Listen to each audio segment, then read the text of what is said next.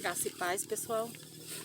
Glórias ao Criador, que é bom, que é maravilhoso. E esse vídeo é a continuidade do vídeo anterior, o corpo bem alinhado e justificado em Yeshua. Não deu para continuar, né? Terminar de falar, que é uma palavra maravilhosa, referente ao corpo, a responsabilidade do corpo. Eu estava lendo 1 Coríntios capítulo 9, versos 26 e 27, que diz: sendo assim, não corro como quem corre sem alvo, e não luto como alguém que esmurra o ar, mas esmurro o meu corpo e faço dele meu escravo, para que, depois de ter pregado aos outros, eu mesmo não venha a ser reprovado. É importante vocês voltar ao vídeo anterior, né? Eu falei a respeito disso. Que aqui o apóstolo está fazendo uma comparação a quem tem práticas, né? Se apega a tantas questões, mas aqui ele está dando um exemplo dele mesmo, né? Que da responsabilidade pessoal, né? Se você já tem uma luta, uma guerra diária com as vontades do corpo carnal, o mundo que é tudo voltado para a vaidade, então se temos que lutar, lutemos contra tudo isso que vai poluir, que vai destruir, que vai decair, que vai prejudicar o templo do Espírito, que é o nosso corpo, qual é o foco aqui desses dois vídeos. Então aqui ele tá dando fazendo uma colocação muito inteligente da parte dele. Ele fala que ele não corre sem alvo, tem que ter um foco, tem que ser objetivo e tem que ter foco naquilo que você faz, em tudo na vida. A vida espiritual ainda mais, né? Uma vez focado, uma vez ciente do que você crê, colocando em prática o que você aprende, fica fácil, né? Ter controle sobre o corpo, sobre tudo aquilo que é voltado aos desejos, às vontades, né? Que é de cada ser humano. E ele fala: e não luto como quem esmurra o ar.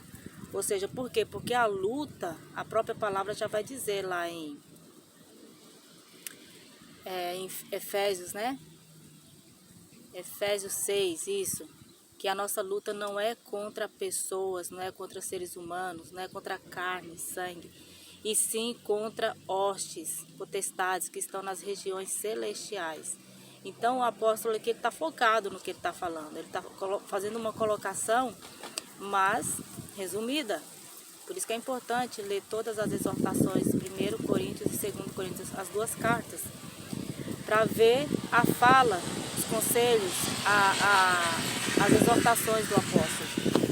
E aí ele fala aqui: mas esmurro o meu corpo e faço dele meu escravo. O seu corpo tem que ser escravo de quem a conduz, né? Da sua mente, a sua mente, claro, voltada para um raciocínio bíblico, para uma mentalidade que medita na palavra do Senhor. Então, se o corpo tem que se colocar como escravo, é as vontades do Pai, a vontade do Espírito, que são lutas, né? Até que a pessoa se alinhe a este corpo. Uma vez alinhado, é tranquilo, maravilhoso. Mas até chegar à compreensão desse novo tempo, desse evangelho maravilhoso, exige sim certos sacrifícios de se abster de tantas coisas danosas que prejudicam o corpo, que prejudica o templo. E para que, depois de ter pregado aos outros, eu mesmo não venha a ser reprovado. Porque aqui o apóstolo está colocando uma questão muito séria, né? Hoje, se você levar para o mundo hoje, das pessoas que têm uma certa liderança, das pessoas que levam a mensagem dos evangelhos, são pregadores, eles têm que estar de acordo, porque a reprovação, ela vem do Pai. É o Pai, é o Criador que reprova. E embora fica difícil esconder tais obras mortas, tais obras carnais, chega uma hora que é visível, e aí vem os escândalos, né? E a própria palavra diz que ai de quem vem os escândalos, porque o evangelho da cruz, o evangelho da ressurreição, o evangelho que nos colocam como pessoas alinhadas, como se deve ser, esse evangelho ele é puro, ele é verdadeiro, ele é libertador. Então quem vive, está de acordo com o apóstolo Paulo, né? A história do apóstolo Paulo é um exemplo para quem quer se colocar como ensinador, como evangelista, que é o foco, né? Como evangelista, sem querer nada em troca, apenas almas, né? Eu vou ler aqui também, não vou sair de Coríntios, de 1 Coríntios, tá? É um segmento, mas não tem como ler todo o capítulo. É importante ler. Eu iniciei lendo o capítulo 6, depois eu fui para o 9, agora eu estou no 12. E vejam que tudo na vida tem uma recompensa, né? Então nós devemos nos perguntar qual é a recompensa de ser alinhado no corpo de Yeshua, né? Qual é a evidência de que alguém está no corpo alinhado? Essas perguntas elas têm que chegar ao raciocínio, né? Olha só, capítulo 12, a partir do verso 7. A cada um, porém, é dada a manifestação do Espírito, visando ao bem comum. Já inicia aqui.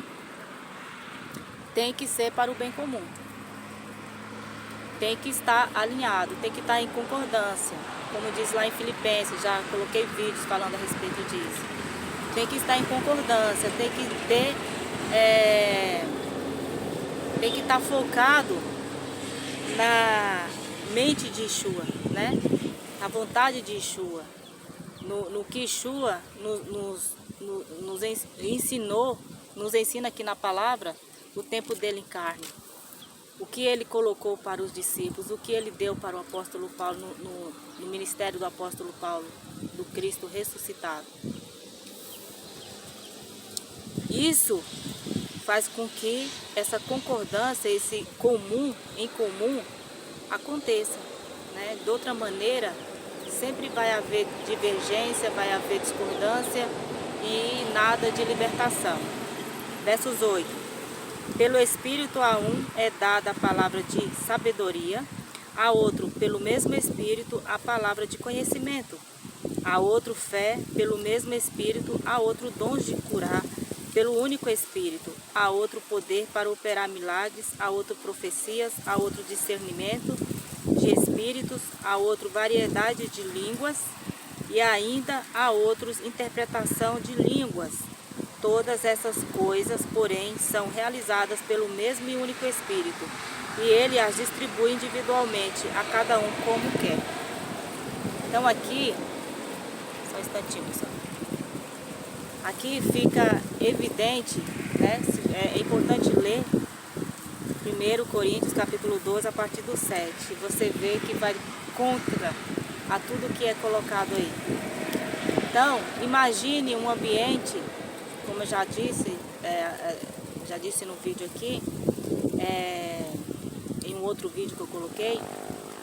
Imagine um ambiente pequeno onde as pessoas têm uma concordância, um único pensamento, com o agir do único Espírito que dá dons de acordo como Ele quer, porque é o Senhor que nos conhece, é o Senhor que nos capacita, é o Senhor que conhece os caminhos. Pode ser fácil para mim tal área, né, dada pelo Espírito, e eu posso ter dificuldade em outra, então o Senhor já dá outro dom para outro, e nisso se complementa. O objetivo é complementar, para que todos andem em concordância, para que todos estejam alinhados ao corpo, porque todo o corpo tem os seus membros, né? E nenhum desses membros pode ficar sem. É preciso estar alinhado, é preciso estar em harmonia, em união. Então fica claro, né, até a questão das línguas aqui, é língua, é idioma, né? Então hoje tá bastante bagunçado, né? Tá muito bagunçado a questão do professar fé, né? As pessoas estão voltadas a muitas coisas que não convém com o que está escrito a palavra, com o que está escrito o Evangelho. Nisso aglomeram-se, nisso se acomodam, porque é confortável, né? As pessoas estão voltadas a fábulas e presas a conceitos de homens.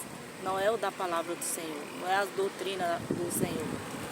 E isso é perigoso, porque faz com que esse povo fique tipo no deserto, andando, vivendo, comendo, bebendo. E aí Yeshua vem e infelizmente essas pessoas não eram para ser pegas de surpresa, mas serão, porque se trata de uma questão de consciência. Você imagina ter tanta palavra que fala, a própria parábola das 10 virgens, né? Que em qualquer momento eu vou colocar aqui, é muito interessante. Você percebe que estão juntas, assim como o joio e o trigo estão juntos. Mas tem aqueles que buscam meditar a palavra do Senhor. A meditação na palavra, buscam a leitura para meditar na palavra do Senhor e se alinhar em conformidade àquilo que aprende, colocar em prática. Já outros não. Então, como que esses que estão pelo zelo, como os bereanos, despertos, né? Espertos, vamos dizer assim, atentos, vão despertar aqueles que estão dispersos a tantas outras coisas, mesmo fazendo parte do mesmo convívio. Fica difícil, porque se trata da responsabilidade pessoal, de ler, de ter prazer na leitura, de ter prazer de ouvir a palavra do Senhor. E nisso se explica tantas contradições, tantas coisas ruins, né, ao meio. Isso é triste, eu me incomodo, eu não consigo fazer parte de um ambiente assim, sem colocar aquilo que o Espírito a mim dá com verdades, como que a palavra tem que ser. Então fica difícil você se alinhar, você ter voz, né? Então, mas o Senhor é maravilhoso, Ele age, Ele coloca a ferramenta, Ele dá o dom a cada um, conforme cada um. Louvo a Ele, glorifico a Ele pelo que Ele tem dado a mim. E não é para ficar engavetado, é para usar, é para colocar ao conhecimento de outros, para que outros venham fazer o mesmo ainda melhor ou diferente, mas com foco no Yeshua ressuscitado, no Cristo ressuscitado, o Cristo que está à direita do Pai, com todo o poder e autoridade dado pelo Pai, porque a justiça foi estabelecida nele para julgar vivos, mortos, porque esse juízo, ele acontecerá. O que nós vemos, cristãos que leem a Bíblia, que têm conhecimento profético, é apenas o Senhor dando, pela sua misericórdia, tempo para que as pessoas se arrependam, para que as pessoas venham se constranger, né, ao ter encontro com o que diz a palavra. Essa palavra aqui é uma palavra que ela constrange quem está, vamos dizer assim, nessas práticas. E infelizmente é deixada de lado, que as pessoas temem imposições, temem questões contraditórias e nisso se calam, né? Mas nós cristãos, em Yeshua, o Cristo ressuscitado, não fomos chamados para nos calar, fomos chamados para marchar, fomos chamados para falar, fomos chamados, isso que nos é dado de graça, é precioso, para de graça levar, né? Com sentimento de misericórdia, com sentimento de compaixão, e entender que devemos falar de acordo para com cada um, mas usando sempre o que a palavra nos ensina, o que o Espírito nos dá o discernimento, né? Então eu oro ao Criador para que, caso tenha alguém que vai ver esse vídeo e esteja precisando de uma libertação no que se refere ao corpo, que o Criador te dê ânimo, força, clareza nessas palavras, que você entenda que não é impossível. Eu li lá, assisto outro vídeo, eu li deixa eu ver aqui, deixa eu voltar aqui rapidinho. É aqui, ó, vou ler de novo, ó. 1 Coríntios, capítulo 6, a partir do verso 18. Fujam da imoralidade sexual. Todos os outros pecados que alguém comete, fora do corpo, os comete. Mas quem peca sexualmente, peca contra o seu próprio corpo. Acaso não sabem que o corpo de vocês é santuário do Espírito Santo, que habita em vocês? Que lhes foi dado por Deus e que vocês não são de si mesmos? Vocês foram comprados por alto preço, portanto glorifiquem a Deus com o seu próprio corpo. Aleluia! Louvado seja o Senhor. Glórias, glórias, aleluias. Gente, a palavra é clara, né? Hoje as pessoas estão presas naquilo que agrada a carne. Um prazer temporário, um prazer momentâneo, mas que os torna escravos. É melhor ser escravo, o corpo ser escravo da sua mente transformada. Que o corpo seja escravo da sua mente transformada em Yeshua, transformada na palavra. Que você chegue à consciência de que colocar esse corpo em alinhamento é responsabilidade sua.